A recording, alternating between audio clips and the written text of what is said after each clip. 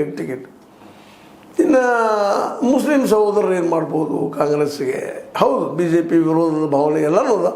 ಆದರೆ ಒಂದೇ ಕಾರಣಕ್ಕನ B J ಪಿಯಿಂದ ದೂಸರದ ಸಮರ್ಥ ಅವ್ರಿಗೆ ಕೊಡ್ತಾರ ಅನ್ನುವಂಥದ್ದು. ಯಾಕೆಂದ್ರೆ ಉತ್ತರಕ್ಕೂ ಅವರ, ದಕ್ಷಿಣಕ್ಕೂ ಅವರ, MP ಅವರ, ಎಲ್ಲನೂ ಅವರ. ಮತ್ತು ನಾವು ಎದಕ್ಕಿದ್ದೀವಿ ಇಲ್ಲಿ, ಅವ್ರು ಸೇವೆ ಮಾಡೋದಕ್ಕಿದ್ದೀವಿ ಅನ್ನೋಂಥ ಕಾಂಗ್ರೆಸ್ನಲ್ಲಿ ಅನೇಕ ನಾಯಕರ ಅಭಿಪ್ರಾಯ ಲಿಂಗಾಯತರಲ್ಲಿಯೂ ಸಹ ಇದೆ. ನೋಡಿರಿ, ಇಲ್ಲಿ ಒಂದು ಗಮನಿಸಬೇಕಾಗಿದ್ದೇನಪ್ಪ ಅಂತಂದ್ರೆ, ಈಗ ಬಿ ಜೆ ಪಿ ಕೊಟ್ಟಿದ್ದು, ಹೈಕಮಾಂಡ್ ಕೊಟ್ಟಿದ್ದು ಯಾರಿಗಪ್ಪ ಅಂದ್ರೆ ಒಬ್ಬ ST ಮೋರ್ಚಾದ ಉಪಾಧ್ಯಕ್ಷರಿಗೆ.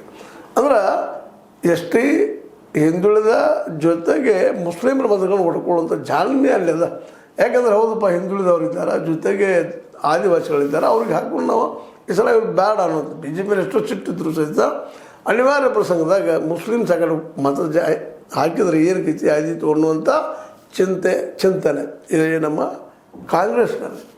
ಆದರೆ ಈಗ ಆಲ್ರೆಡಿ ಹೆಜ್ಜೆ ಇಟ್ಟು ಬಿಟ್ಟಿದ್ದಾರೆ ಅಂತ ಸುದ್ದಿಗಳು ಬರ್ತಾ ಇದ್ದಾವೆ. ಇದು ನಿಜ ಆಗಿದ್ದರೆ ಇದು ನಿಶ್ಚಿತವಾಗಿ ತೆನ್ನುವಿನ ವಿಷಯ ಕಾಂಗ್ರೆಸ್ಸಿನ ಲೀಡರ್ಗಳಿಗೆ, ಅದರಲ್ಲೂ ಸಿದ್ದರಾಮಯ್ಯನವ್ರಿಗೆ. ಯಾಕಂದರೆ ಸಿದ್ದರಾಮಯ್ಯನವ್ರಿಗೆ ಒಂದು ಚಾನ್ಸನ್ನು ಬಿಟ್ಟು ಕೊಡುವ ಪರಿಸ್ಥಿತಿಯಲ್ಲಿಲ್ಲ, ಗೆಲ್ಲಲೇಬೇಕಂತ ಪರಿಸ್ಥಿತಿ. ಯಾಕಂದರೆ ಪಕ್ಷದಲ್ಲಿಯೂ ಸಹಿತ ಈ ನಮ್ಮ ಮೇಲೆ CM ಬದಲಾವಣೆ ಅನ್ನುವಂಥ ಮಾತುಗಳು, DK ಶಿವಕುಮಾರ್ ಅವರು ಮೊದಲಿನಷ್ಟು ಕೋಆಪರೇಟಿವ್ ಇಲ್ಲ ಅನ್ನೋಂಥ ಮಾತುಗಳಿಗೆ ಒಂದಿಷ್ಟು ಮಾತಾಡ್ತಾ ಇದ್ದಾರೆ. ಆದರೆ ಅವರಿಬ್ಬರ ಒಂದು ಬಾಡಿ ಲ್ಯಾಂಗ್ವೇಜ್ ನೋಡಿದರೆ ಹಾಗೇನಿಲ್ಲಪ್ಪ, ಒಬ್ಬರು ಹೊಂದಾಣಿಕೆ ಅದಂತ ಅನ್ನಿಸ್ತದೆ. ಅದೇನೂ ಇರಲಿ, ಒಳಗಿನ ಒಂದು ರಾಜಕೀಯ ಅರ್ಥ ಮಾಡ್ಕೊಳ್ಳೋದು ಭಾಳ ಕಷ್ಟ.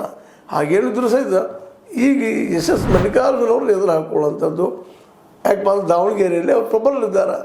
ಮಲ್ಲಿಕಾರ್ಜುನ ಅವರು, ಶಾಮನೂರು ಶಿವಶಂಕರಪ್ಪನವರು ಶುಗರ್ ಲಾಬಿ ಆಯಿತು, ಮತ್ತೊಂದಾಯಿತು. ಅದೇ ಕಾಲಕ್ಕೆ ವೀರಶೈವ ಲಿಂಗಾಯತರ ಒಂದು ಒಕ್ಕೂಟ ಕೂಡಿಸುವಂಥದ್ದಾಯಿತು. ಇದರಲ್ಲೆಲ್ಲ ಮುಂಚೂಣಿಯಲ್ಲಿ ಕೆಲಸ ಮಾಡುವಂಥದ್ದು. ದಾವಣಗೆರೆಗೆ ಹೋದ್ರೆ ದಾವಣಗೆರೆ ಅನ್ನೋಗಿದ್ರು ಶಿವಶಂಕರಪ್ಪನವರ ಊರಪ್ಪ, ಇದು ಶಾಮನೂರವ್ರ ಊರು ಅನ್ನೋದು ಭಾಳಷ್ಟು ಕಡೆ ನಡೆಯುತ್ತಿರುವಂಥ ಮಾತುಗಳು.